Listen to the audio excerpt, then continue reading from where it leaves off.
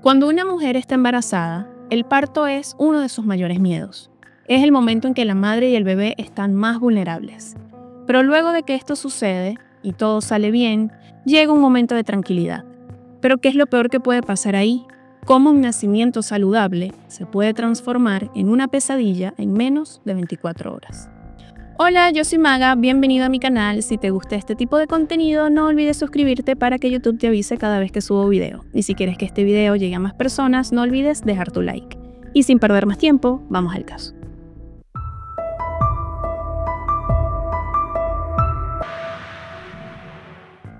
En agosto del 2022 se hace pública una investigación sobre el nacimiento de 5 bebés sanos, pero que no resistieron más de 24 horas. Esto pasó en el Hospital Neonatal de Córdoba, en Argentina. En el momento de la investigación, lo primero que se hace es un allanamiento, por lo cual suspenden e investigan a 40 trabajadores.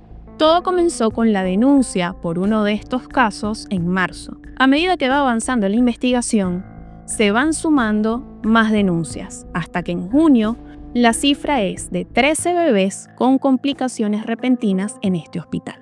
Al principio se hablaba de negligencia, pero otra hipótesis sugería que estos casos habían sido provocados con malicia. Se comienzan a filtrar algunos datos de la investigación y se hablaba de 5 víctimas en menos de 35 días. Todos estos bebés venían de supuestamente partos saludables, de madres que se habían controlado su embarazo y que también eran saludables.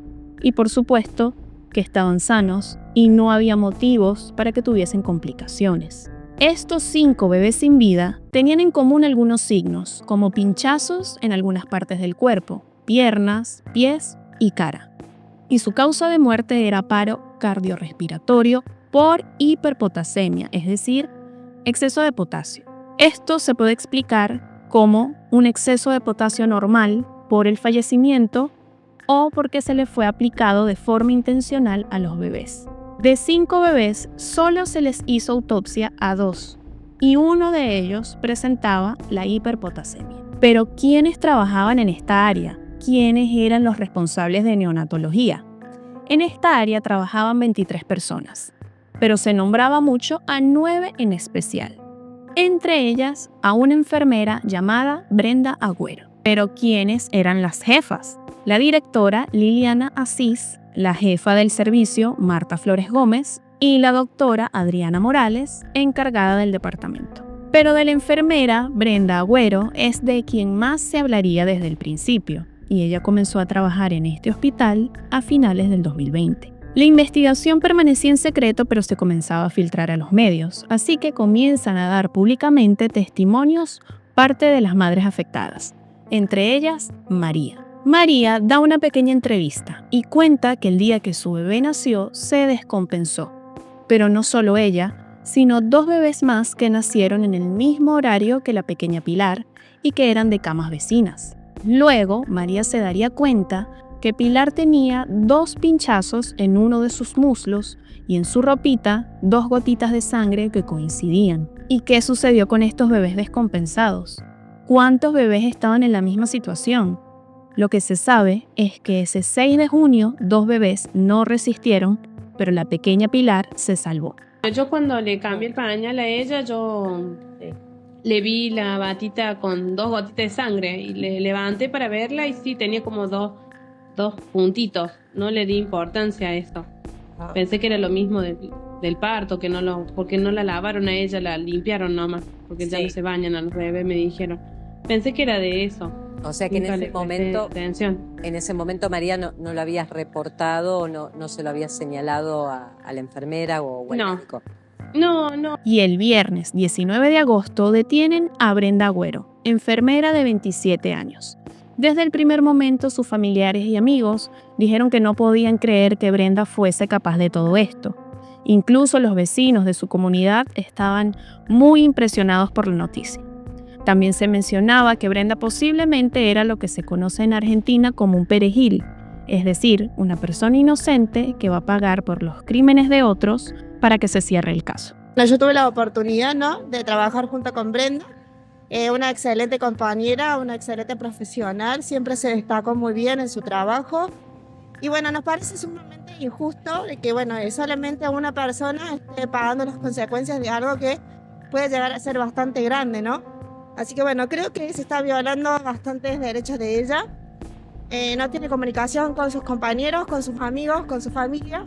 Sí, la conozco, hemos trabajado con ella. Brenda es una buena persona. Bueno, para saber si es inocente o culpable, para eso está la justicia. Nosotros venimos en apoyo para defender la enfermería en general, ¿no? Y bueno, nada, también pedimos que sea justicia, que se muestren los rostros de las demás imputadas, que se deje a Brenda reencontrar con sus familiares, que le demuestren que la estamos apoyando y que tenga contención. Brenda rompe el silencio y testifica que ella es inocente y que había estado advirtiendo a sus superiores de algunas irregularidades, pero que la ignoraban y no la tomaban en serio. Pero porque solo Brenda estaba detenida y los demás también le imputaron cargos a la directora del hospital, a la jefa de neonatología y a la jefa del departamento. Pero sin embargo, solo Brenda estaba detenida. A raíz de esta noticia, comienzan las protestas frente al hospital. Las víctimas pedían justicia y que no solo se investigara a Brenda, sino a todos los encargados en el hospital. Una semana después, renuncia el ministro de Salud de Córdoba y lo anuncia a través de un tuit. Y un mes después, le imputan cargos al exministro y a otro funcionario por omisión de deberes, ya que el exministro dijo que él había iniciado una investigación interna en marzo por estos casos en el hospital y que en junio había hecho una denuncia. Pero el fiscal encargado de la causa aclaró que él nunca hizo ninguna denuncia y que la denuncia formal que dio inicio a la investigación vino de otra persona. Pero a toda esta situación se le suma una capa más de angustia para los padres, ya que en noviembre ordenan exhumar 3 de los cuerpos para hacerles pruebas de ADN. Esto sucede porque hay sospechas de que estos chicos realmente sean los hijos de los denunciantes. Pasa que uno de los padres relata que cuando ve a su bebé por última vez tenía una ropita que no era de él, así que comienza la sospecha por si tal vez cambiaron a estos bebés en el hospital. El resultado de las pruebas de ADN confirma que sí eran sus hijos y de repente se filtra una supuesta búsqueda de Brenda en Google, como dosificar potasio e insulina y sitios de acceso venoso pediátrico. Esto haría que las sospechas fueran ya demasiado sobre Brenda. Pero ¿era todo esto cierto? Pero en diciembre habla el abogado de Brenda y aclara algunas cosas y presenta una teoría un poco extraña, pero no imposible. Inyecciones experimentales, por supuesto en secreto, pero con conocimiento del ministro de Salud de Córdoba. El abogado de Brenda explicó que las irregularidades con los bebés venía desde febrero, marzo, y que además el ministro Cardoso entre marzo y julio había terminado un contrato con un laboratorio que le estaba suministrando medicación al hospital. Y también explicó que el fiscal que estuvo desde el principio en la causa nunca investigó nada, sino hasta julio que hubo una denuncia decisiva que cambia de fiscal y es a partir de ahí que se deriva la detención de Brenda. Pero es tan extraña esta teoría. ¿Han ocurrido casos similares antes en Argentina? Lo anticipamos antes de la pausa. Un laboratorio multinacional, Glaxo, y 2 médicos fueron sancionados con una multa de $1 millón. ¿Por qué? Porque probaron en bebés de poblaciones vulnerables. El resultado, 14 muertes. Este caso es de hace 13 años, en el que laboratorios Glaxo, junto a jefes hospitalarios y personal, le decían a los padres que estas inyecciones eran obligatorias. Según el abogado de 2 de las familias de estos bebés, esto ocurrió en Santiago del Estero, pero solo 5 familias decidieron exigir justicia. Él dijo que hubo más víctimas, por ejemplo, en la provincia de Mendoza, y hay declaraciones de que este laboratorio trató de iniciar este ensayo en Córdoba, pero la autoridad hospitalaria de aquella época lo impidió, y por eso se trasladaron a Santiago del Estero, donde sí les permitieron comenzar los ensayos. Finalmente, este laboratorio fue multado con $1 millón de la época, aproximadamente $320.000. Pero volviendo al caso de Brenda, Tanto el abogado de Brenda como uno de los abogados querellantes, Martín Carranza, coinciden en que esta teoría es verosímil. Según Carranza, varias madres indicaron que esta teoría era la que tenían desde un principio y que no estaban muy de acuerdo en cómo se estaba llevando la causa. Supuestamente, estos ensayos habrían comenzado en el 2020 en Córdoba, en la época en la que no se le hacía autopsias a los cuerpos, sino que se incineraban directamente. Este abogado también señala que hubo muchos casos de violencia obstétrica y cosas o casos extraños que nunca fueron investigados. Es justo aclarar que este abogado estaba en representación de una madre que también perdió a su bebé en extrañas circunstancias, pero en septiembre de 2021, mucho antes de que comenzara esta investigación. Ahora, ¿qué tan rápido una inyección de potasio puede terminar con la vida de un ser tan pequeño? Leyendo sobre otros casos de envenenamiento con potasio, todo depende de la vía de administración. Si es por vía intravenosa, esto puede hacer efecto en menos de media hora, pero si es vía intramuscular puede incluso tardar horas y depende también de la cantidad. ¿Sería esta realmente la causa de muerte de esos pequeños? Casi terminando el 2022, se filtran unos chats de Brenda con otra enfermera. Una conversación donde no se dice nada explícito que para muchas personas resultó sospechosa, pero para otro tanto resultó una conversación normal. Y el 30 de diciembre, Brenda Agüero rompe el silencio. Decide dar una entrevista a un reconocido medio. ¿Y qué dijo Brenda en esta entrevista? Para el momento en el que Brenda da esta entrevista ya tenía 4 meses detenida. Ella da esta entrevista desde el centro de detención. Se le ve tranquila, pero comienza diciendo que para ella lo más difícil es haber estado lejos de su familia o estar lejos de su madre. Y lamenta haberse perdido eventos importantes como el Día de la Madre o la graduación de su hermana. Explica que desde un principio estuvo en el área de servicio médico aislada de otras internas, pero que después comenzó a interactuar con otras internas que le mostraron apoyo. Dice que obviamente todo esto es una sorpresa, que ella no esperaba esto. Dijo que incluso se molestó con Dios y que ella siente que está en prisión por saber demasiado y por haberse quejado de irregularidades con sus superiores. Brenda le habría avisado a Fabiana de Soto, su supervisora, que faltaba medicación en los carritos de obstetricia. Supuestamente ella le habría enviado mensajes de texto y fotos, pero que tanto Fabiana como el resto de sus supervisores la ignoraron. Y cuenta que un fin de semana, estando en el área de neonatología, estando presente una enfermera y una neonatóloga, se dio cuenta de que habían vitaminas K vencidas. Estas vitaminas se le inyectan a los bebés luego del parto. Supuestamente se le notificó a la directora del hospital y se realizó el cambio de toda la medicación del área. También comenta que cuando el escándalo explotó en el hospital, a ella le dan unos días de licencia y le piden que no hable de la situación con más nadie del hospital. Pero cabe aclarar que no solo a ella le dieron licencia, sino a otros trabajadores de ahí porque precisamente los estaban investigando. Ella se pregunta qué hubiese pasado si hubiese hecho la denuncia de las irregularidades directamente a la policía y no a sus jefes.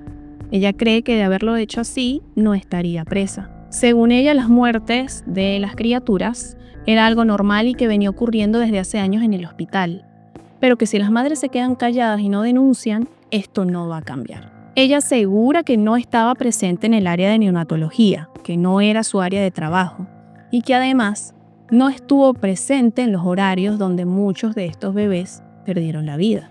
Y dijo que no puede dar detalles sobre medicación mal administrada porque eso no le corresponde a ella, sino a las enfermeras de neonatología. Pero hizo hincapié en que había una enfermera en el área que recientemente venía de licencia por un problema psiquiátrico. También aprovechó para contar una situación que vivió con el fiscal Raúl Garzón. Según ella, él habría ido a visitarla y ella aprovecharía de decirle que necesitaba hacer actividades y no estar tan aislada. A lo que el fiscal le respondió que no estaban en Disney y que probablemente él no podría hacer nada. Ella habría insistido explicándole al fiscal que tenía que pedir permiso cada vez que quería usar el baño, que estaba totalmente aislada, a lo que a los gritos el fiscal habría explotado y le habría dicho directamente que tenía indicios de que ella era la responsable de todo lo que estaba pasando. Y ahí estaban presentes los defensores de Brenda, que supuestamente vieron cuando el fiscal le dice que ella estaba retrasando todo, que todo se estaba retrasando por culpa de ella. Todo esto porque la primera abogada de Brenda había solicitado una audiencia que retrasaba la indagatoria y luego Brenda cambia de abogados y por supuesto que todo esto va retrasando el proceso. Y por último, el fiscal le habría gritado que se preparara porque iba a haber una ampliación de la indagatoria. Es decir, que no la iban a culpar por el fallecimiento de una de las víctimas, sino por las 5. Mencionó a Franco Cruz, un enfermero que supuestamente estaba presente en todos los partos, y explicó su rol en el hospital. Brenda no estaría en sala de partos porque, según ella, le afectaba el nivel de violencia obstétrica. Así que ella buscaba de cambiar áreas o turnos con una compañera del hospital. Esta compañera se llama Zulma Pereira. ¿Y ahí cómo es entre el momento del parto y que se los devuelven? ¿Vos ahí no intervenís? No. Ahí en la sala de partos hay una persona que coincide en todos los partos, que eso no sé si nombrarlo o no. Hay un enfermero que se llama Franco Cruz. Ese enfermero coincide en todo, absolutamente en todos los partos, y que coincide con la declaración de las madres, que varias madres lo nombran, que él las ha llevado en la silla de ruedas, que les ha puesto suero, que les ha alcanzado a sus bebés en los brazos, y en el lapso entre que a la mamá le hacen el alumbramiento y en el lapso en que se llevan al bebé, ahí es cuando la madre lo pierde y el bebé, viene con manchas, viene con pinchazos. Por eso, ¿y vos en ninguna de esas etapas? No, en partos generalmente yo nunca estaba. Yo cuando me tocaba en la distribución de la planilla partos, yo cambiaba, porque como hay mucha violencia obstétrica, no me gustaba a mí presenciar los partos, entonces yo cambiaba con una compañera que se llama Zulma Pereira. Entonces, por ejemplo, si a mí hoy me tocaba partos y a ella le tocaba otro sector, yo hacía el cambio con ella. Yo casi nunca estaba en partos. Ahora, quiero agregar, el hecho de que ella cambiara de área dentro del hospital no significa nada contundente. El hecho de estar simplemente en el hospital no la limita de ir a salas de partos o a las salas donde están los bebés. Y recordó que antes de que estas muertes se hicieran populares dentro del hospital, los bebés eran retirados de su madre por aproximadamente media hora y eran llevados a una sala lejana dentro del hospital. Y a raíz del escándalo, los bebés comenzaron a ser retirados de las madres, inyectados, cambiados y devueltos casi en el mismo momento. Incluso antes no dejaban ingresar a los familiares a las salas. Y a partir de todo este problema, comenzaron a dejar a los familiares ingresar. ¿Pero qué tienen para decir el resto de trabajadoras del área? Habló la supervisora de enfermería del neonatal. Dijo que todos estos hechos eran conocidos desde marzo en el hospital y que ya estaban creando cierta tensión, a lo que ella empezaría a reportar cosas inusuales a sus supervisores y le dijeron que se tenía que callar, que ya había una investigación en curso. Mencionó el caso de un niño quemado, sin dar mayores detalles. También mencionó que efectivamente sí se retiró un lote de vitamina K, pero que no estaba vencido. El personal tenía miedo, en especial los enfermeros, que no querían trabajar en el piso donde estaban los bebés sanos, porque les daba miedo que falleciera alguno y después no pudieran explicar lo que pasó. Y finaliza criticando a la directora del hospital y por supuesto al exministro de Salud por no haber hecho nada a tiempo. Llega el 2023 y en febrero por fin detienen a la directora del hospital, Liliana Asís, de 74 años, que tenía 12 años ejerciendo ese cargo. Esto porque cuando fue allanada su casa, negó tener un celular de carácter institucional, donde se supone que manejaba los temas del hospital. Y cuando finalmente encuentran el celular, tenía 2 reseteos de fábrica. Los habían borrado o lo habían borrado 2 veces. Luego salió el rumor de que tal vez su hijo, ex perito de la policía, que ahora trabaja en la fiscalía, Rodrigo Sánchez Asís, que tal vez fue él el que hizo el borrado del teléfono. Cuando Asís declara a la justicia, dice que en algunos casos no se hizo autopsia porque ya se le había hecho un análisis bacteriológico a las madres, así que estas autopsias no hacían falta. Y explicó que la dirección del hospital no tiene por qué pedir autopsias sino que esto tienen que pedirlo los médicos tratantes si lo consideran necesario. Y respecto a los certificados de defunción, ella dice que simplemente confiaba en sus empleados, así que ella veía los datos y simplemente firmaba. Para la fiscalía fue demasiado sospechoso el reseteo del teléfono celular, por lo cual no quisieron darle la prisión domiciliaria. De igual forma, 3 meses después, sí le dieron la prisión preventiva domiciliaria. Brenda seguía siendo la única tras las rejas, y es cuando sale a la luz el testimonio de otra madre. Gabriela había tenido un embarazo normal y controlado sin mayores complicaciones. El 26 de abril rompe bolsa y llega al hospital neonatal. De ahí tuvo un parto natural. Hasta el momento, todo normal. Cuando la bebé nace, Isabela fue puesta sobre el pecho de su madre y luego se la llevaron para limpiarla. A Gabriela la trasladan a la sala de preparto porque todavía no había espacio en recuperación. Es allí cuando se presenta una enfermera que ella recuerda como la Flaquita. Esta enfermera se ofrece para sostener a Isabela mientras Gabriela se toma un té que le llevaron. Y ahí ingresa Brenda. Brenda le dice a esta enfermera Flaquita para sostener un rato a la bebé. Y ahí es cuando ella nota que Brenda se gira con la bebé, que estaba con su mantita, pero que da un grito muy fuerte. Y la enfermera Flaquita le diría a Brenda, es contigo que lloran. Y Brenda le devolvería la bebé a esta enfermera. Pero Brenda al rato vuelve a tomar a la bebé con la excusa de cambiarle el pañal, se aleja con ella y la bebé vuelve a gritar. Luego vuelve Brenda con una médica y le dicen a Gabriela que van a llevar a la bebé a controlarla, es decir, a observación. Algo iba mal. Gabriela, mientras tuvo a su bebé en los brazos, no notó cambios de color o temperatura. Sin embargo, la explicación que le dieron es que la bebé iba a estar internado en la UTI y no le dieron demasiados detalles de qué era lo que pasaba. La bebé estuvo 10 días internada y cuando finalmente los padres la logran ver, tenía hematomas en las piernas y tenía pinchazos, varios pinchazos. Todo el cuerpo de la bebé, de la cintura para abajo, estaba hinchado y morado. Ella pregunta qué fue lo que sucedió y le dicen que se está investigando. Y por un momento siente que le tratan de echar la culpa a ella. La empiezan a interrogar sobre con qué jabón lavó la ropa, si había sido blanco, si no, como dando a entender que a la bebé le había dado una reacción alérgica por la ropa. La mamá se pregunta tal vez si ella no hubiese desechado la ropita con la que le internaron, si hubiese tenido alguna prueba de ADN o alguna muestra que pudiera servir más adelante, pero ella esa ropa la desechó, así que por ese momento se arrepiente. En algún momento de esta internación, Brenda se cruza en el pasillo con Gabriela y le pregunta si ya le dijeron lo que tenía su bebé, a lo que Gabriela le dice que está estable pero que todavía no sabe exactamente lo que pasa. Y Brenda se mostró como sorprendida y también nerviosa. Afortunadamente, Isabela sobrevivió y días antes de que la investigación se hiciera pública, la policía fue a tocar la puerta de Gabriela para que les explicara todo lo que había sucedido.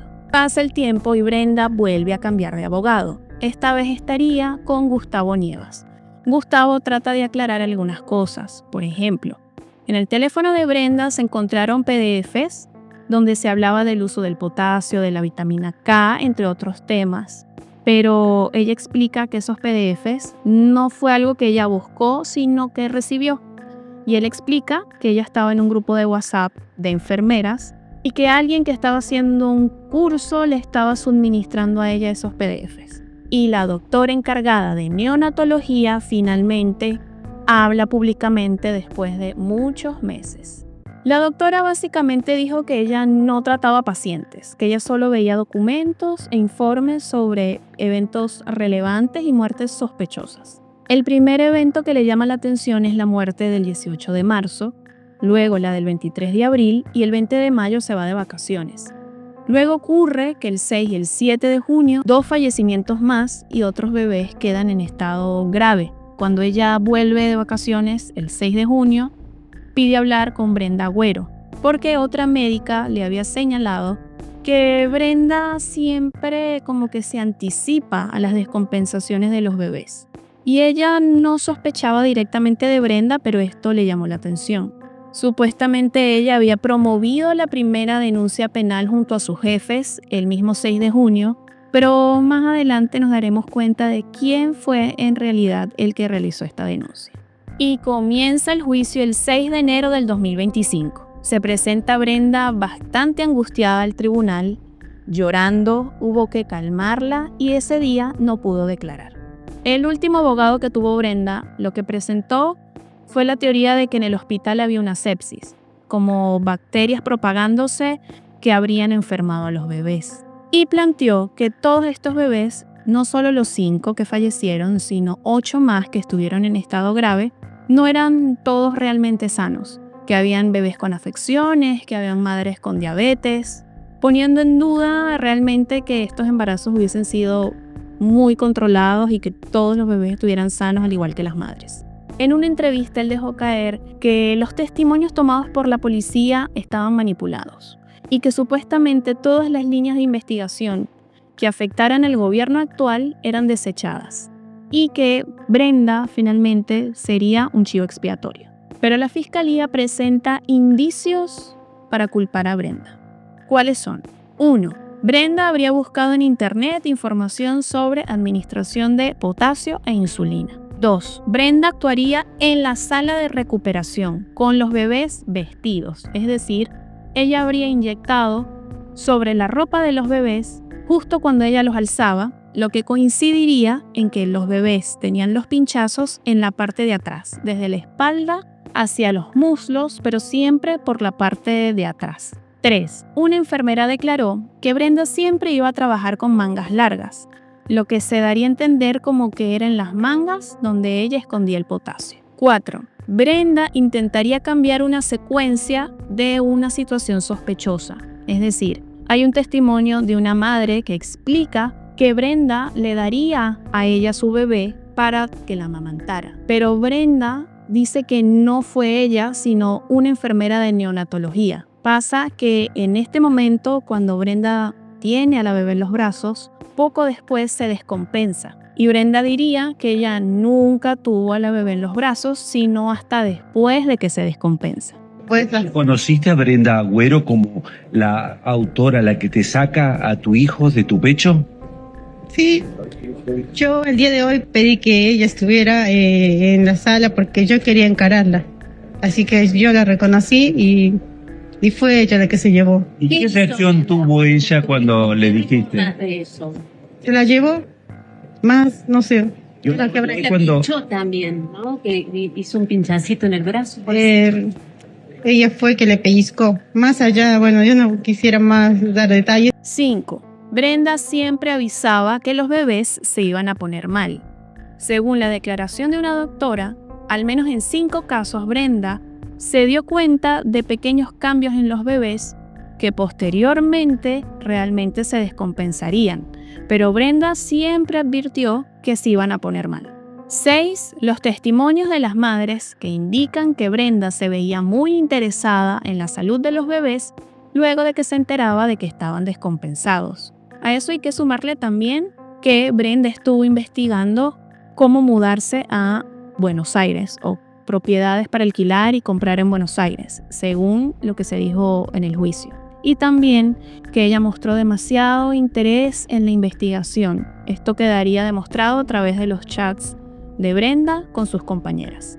Cuando Brenda logra declarar en el juicio, lo primero que dice es que los medios han creado una imagen de ella que no corresponde, como que si fuese una asesina serial.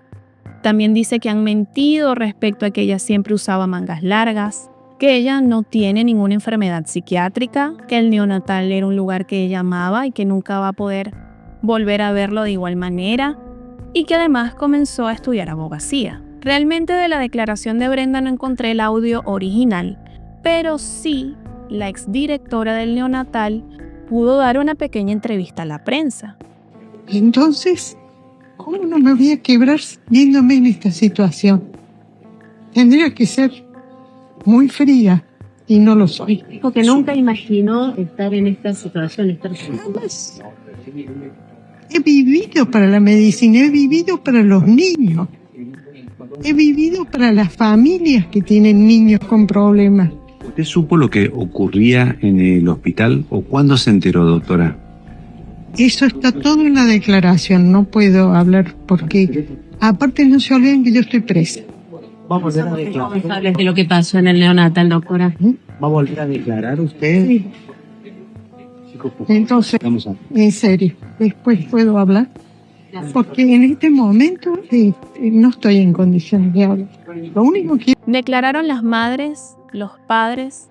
Fueron en total 13 víctimas y la mayoría de las declaraciones coinciden en que Brenda, cuando alzaba a los bebés en brazos, ellos gritaban y después se descompensaban. La evaluación psicológica y psiquiátrica de Brenda arrojó que tenía rasgos narcisistas y psicopáticos. Y luego se revela quién fue la persona que hizo la denuncia penal en junio. Francisco Luperi, ingeniero civil de 42 años que hizo su denuncia penal el 4 de julio de 2022, la denuncia que aceleró la causa. Su esposa, Virginia Zamora, anestesióloga en el neonatal.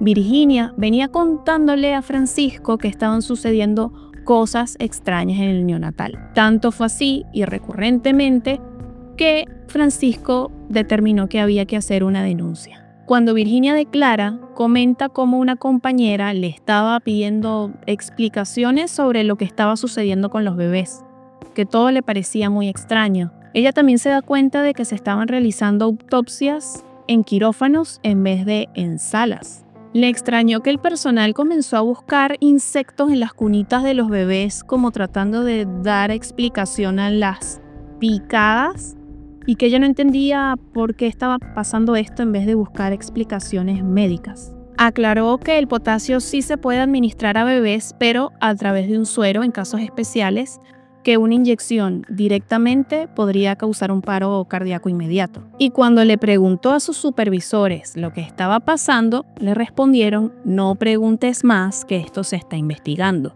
Y señaló directamente a la directora, Liliana Asís. Termina el juicio con las últimas declaraciones de Brenda, donde dijo varias cosas, pero algo que llamó mucho la atención fue que veía que los testimonios de las mamás estaban siendo guionados. Algo que suena un poquito fuerte, creo yo, y creo que es un poquito insensible, pero ahí lo dejó ella caer, y que ella no quería ser recordada como Brenda Agüero, la asesina de bebés. Al contrario, feliz un montón para entrar a la parte de neonatología porque amo los niños, me encantan. Incluso en el Sanatorio Allende, que es un sanatorio diferente al neonatal, me dedicaba a la neonatología, a la terapia intensiva pediátrica, a pediatría. Entonces siempre mi rama desde que me recibí fueron los niños. Entonces no encuentro explicación alguna cuando yo entiendo también que los abogados creyentes tienen que preparar para que haya lo que dicen que soy, no sería. Pero es parte de la estrategia de ellos, calculo, y la respeto porque, no sé, sí por ahí me duele que para nombrarme Brenda Agüero me sacó a mi hija, Brenda Agüero, mi hija, Brenda Agüero esto, Brenda Agüero lo otro.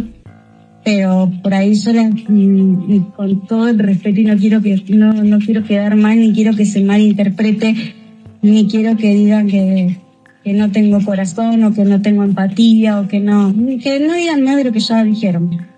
Pero sí me dolió un montón ver a las mamás sentadas con un papelito y vos decís, pero se te murió un hijo. No sé por qué la necesidad de guiarlas, guionarlas. Eso sí me resultó muy chocante, y de nuevo, y queda mal visto, perdón, pero me resultó muy chocante eso porque... Termina el juicio y el fiscal pide cadena perpetua para Brenda, 4 años para la exdirectora y 3 años para el exministro. Y el jurado popular, conformado por 8 personas y 2 jueces técnicos, se tomó unos días para deliberar. El resultado fue 4 votos a favor de Brenda y 4 votos en contra. Pero fueron los jueces técnicos los que eliminaron el empate y dictaminaron que Brenda era culpable. Entonces, A Brenda le dan una pena de cadena perpetua y al exministro y 5 imputados más los absolvieron.